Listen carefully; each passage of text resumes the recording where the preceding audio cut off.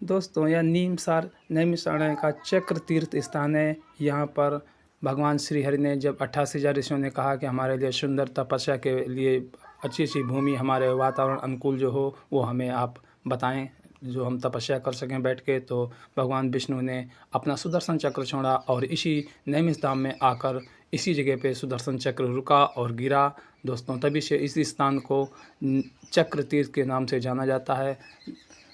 नैमिष धाम में यह स्थान बहुत ही खूबसूरत है। काफ़ी करोड़ों पर्यटक यहाँ पर आते हैं और श्रद्धा की डुबकी लगाते हैं। दोस्तों आप भी जब कभी आइए तो इस नज़ारे को और यहाँ की डुबकी लगाना ना भूलें। दोस्तों बहुत ही सुंदर चक्र तीर्थ है। चक्र तीर्थ की बहुत बड़ी महिमा है। दोस्तों नीमसार में यदि आप सबसे बेहतर सुंदर सा कोई दृश्य है, कोई मंदिर है, तो सबसे बड़ा ये चक्र तीर्थ ही है यहाँ स्थान पर। और दोस्तों आइए, गोमती माँ यहाँ विराजमान हैं नैमिष धाम में। इनको आदि गंगा के नाम से भी जाना जाता है।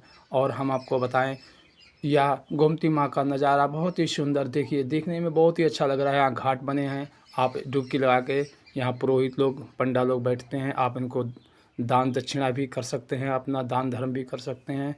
और दोस्तों 88,000 ऋषियों की तपोभूमि के नाम से नैमिष धाम जाना जाता है।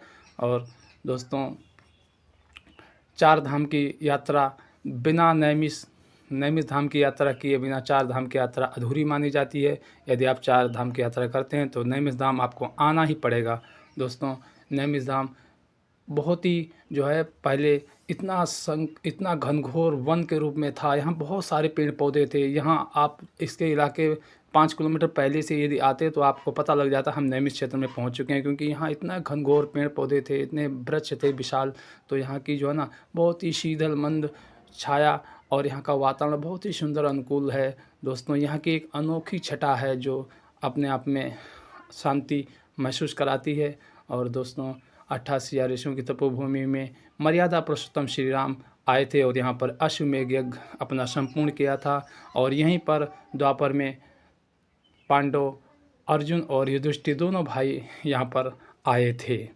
दोस्तों बहुत ही प्राचीन इस नैमिष धाम की बहुत महिमा है। आइए हम आपको बताते हैं कि नैमिष धाम की यात्रा आप कैसे कर सकते हैं। दोस्तों यदि आप लखनऊ से आते हैं तो लखनऊ से जो एयरपोर्ट से आप वहाँ एयरपोर्ट से भी आ सकते हैं, और फिर लखनऊ से बस को पकड़कर अब 200 रुपये किराया पड़ेगा आपका, और यहाँ पर आप आ सकते हैं।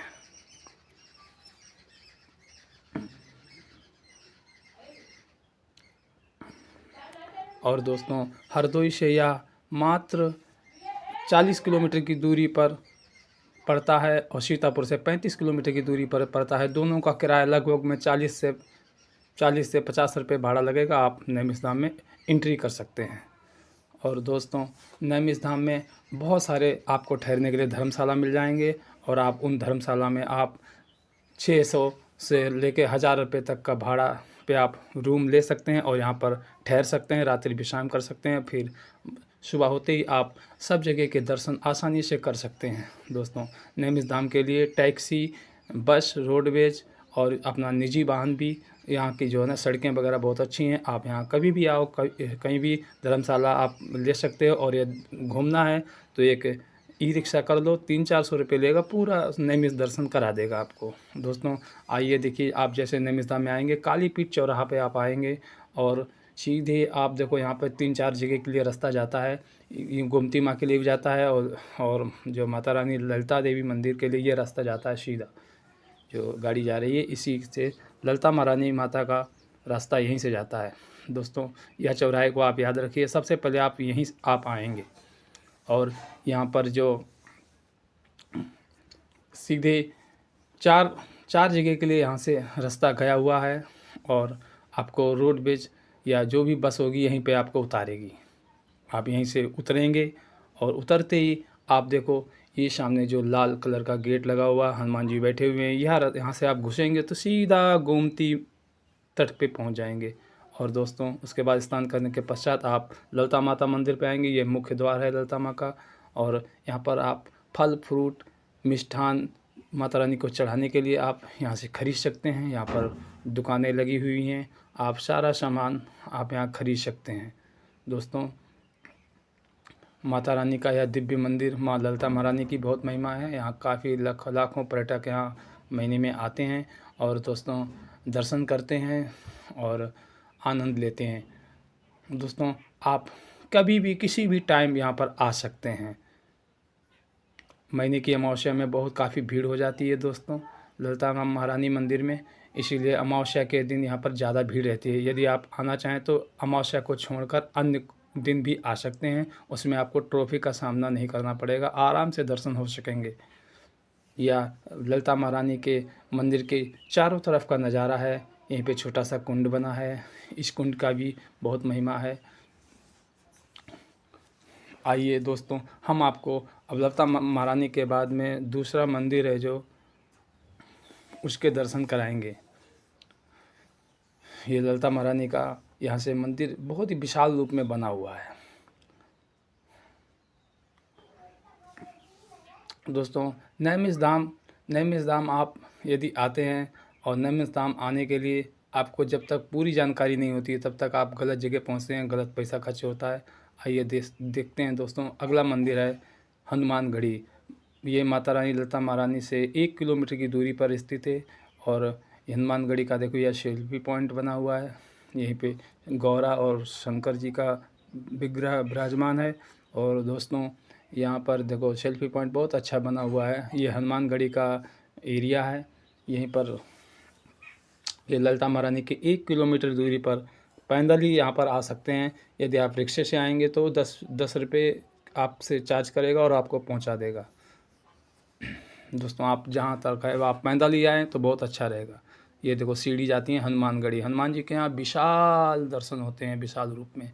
और यहाँ गेट पे जो हनुमान जी के गेट पे बाली सुग्रीव को दिखाया जाता है, देखो लड़ते हुए आपस में, ये पहचान है। और दोस्तों आइए हम आपको अब दिखाते हैं तीसरा स्थान है वह व्यास गद्दी।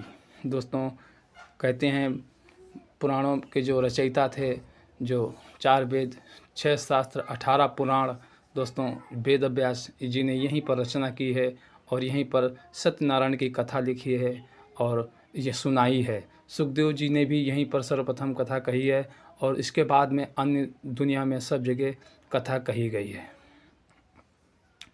और दोस्तों या वट वृक्ष बहुत ही घनघोर छाया है यहाँ पे काफ़ी हजारों ऋषियों ने यज्ञशाला बना है, उसमें यज्ञ किया था। और यहाँ अच्छे सत्यनारायण मंदिर भी है, वहाँ आप दर्शन कर सकेंगे, आप दर्शन करें।